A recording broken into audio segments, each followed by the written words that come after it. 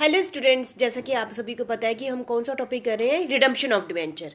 हमने पिछले टॉपिक में क्या किया कि कंपनी के पास चार ऑप्शन हैं, वो क्या कर सकते हैं, डिवेंचर को रिडीम कर सकते हैं।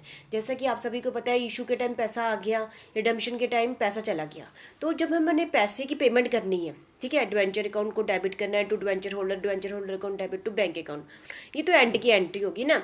तो इससे पहले हमने पैसे का अरेंजमेंट करना है, कि पैसे कहाँ से अरेंजमेंट करें, क्योंकि कंपनी ने डिवेंचर होल्डर को बहुत अच्छा सा अमाउंट देना है। तो इससे कंपनी की फाइनेंशियल पोजीशन का क्या पड़ेगा, काफ़ी इफेक्ट होगा। तो कंपनी को इस पैसे का अरेंजमेंट करना होता है, स्टार्टिंग से सोचना होता है कि कंपनी इस पैसे का अरेंजमेंट कैसे करेगी।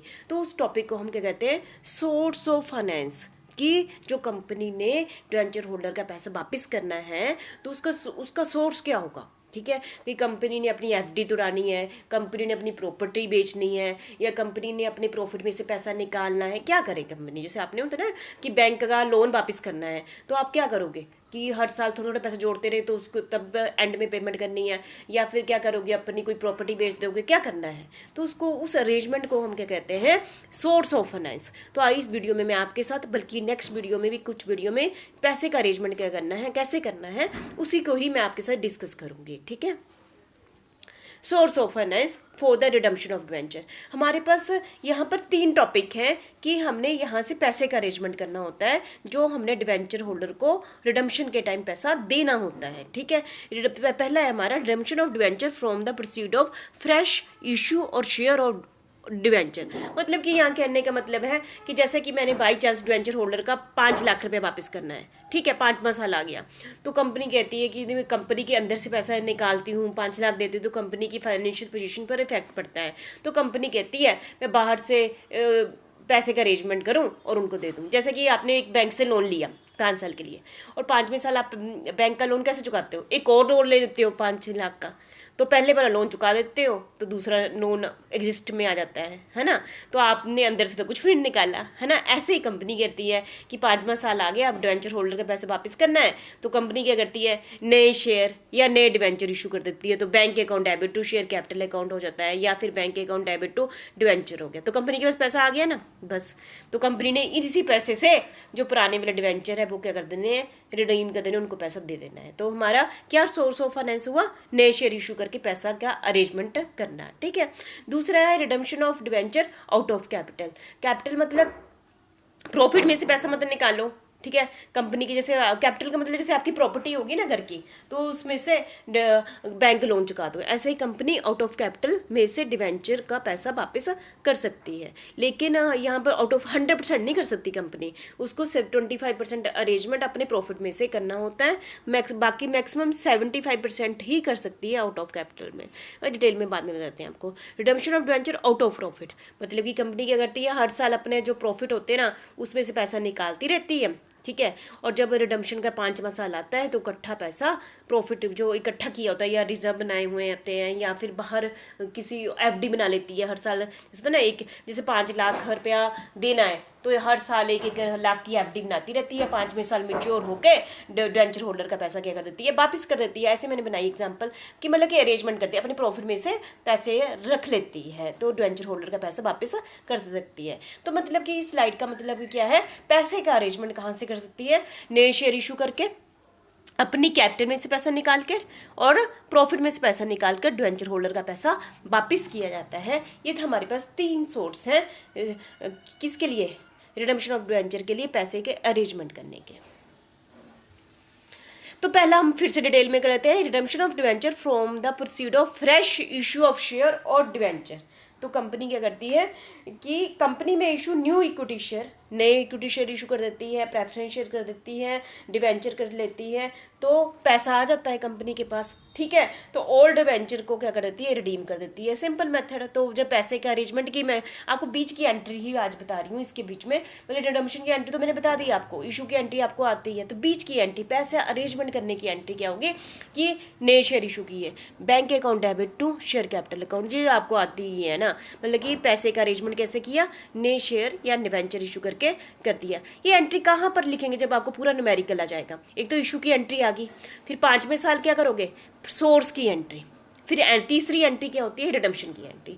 ये है सोर्स की एंट्री। यदि कंपनी ने 5 लाख रुपए वापस करना है डिवेंचर होल्डर का, तो 5 लाख के ही शेयर क्या कर देती है, मार्केट में इशू कर देती है। तो क्या होता है, bank account debit to share capital account 5 lakh 5 lakh. फिर इसके बाद रिडम्पशन की एंट्री हो जाएगी, debenture account debit to debenture holder account with the amount 5 lakh, debenture holder account debit to bank account. ठीक है।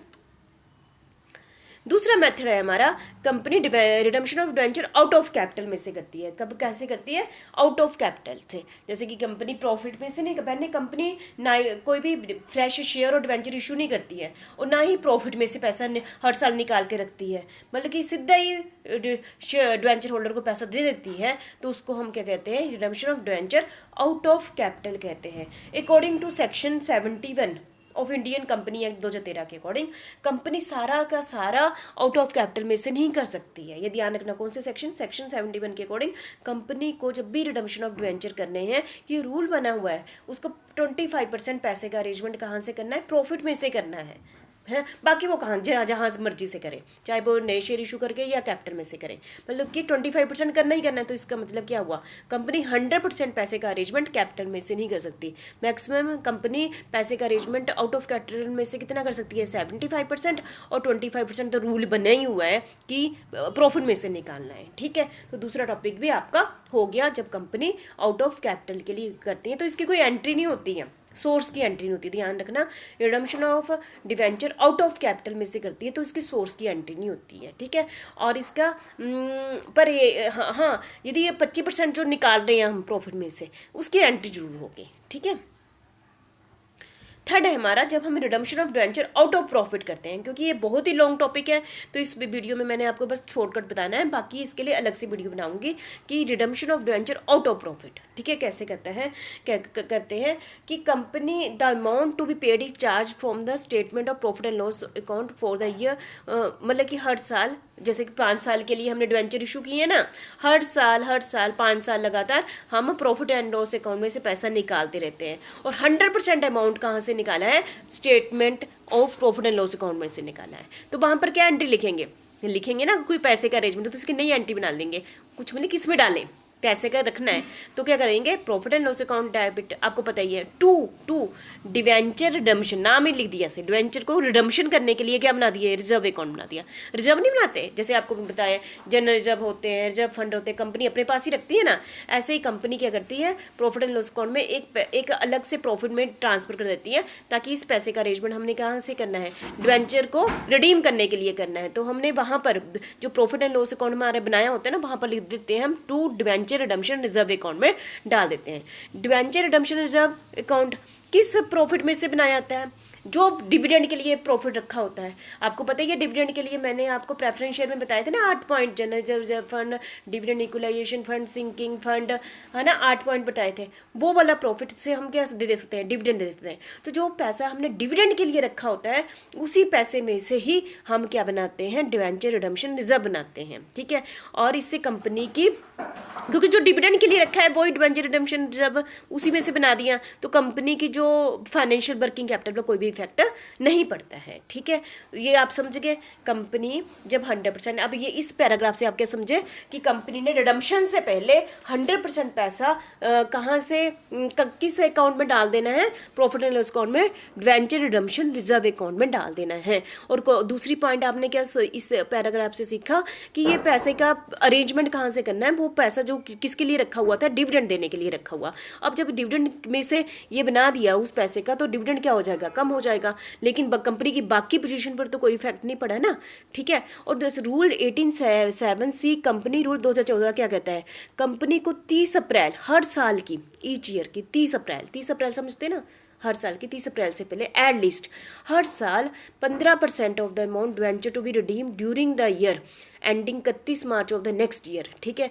15% amount of its debenture to be redeem during the year ending 31 March to 31 March of the next year, invest amount use only for the purpose of redemption of debenture maturing during the year. ठीक है, कि 15% company को क्या करना है, अपना पैसा इसमें से निकालना ही निकालना है।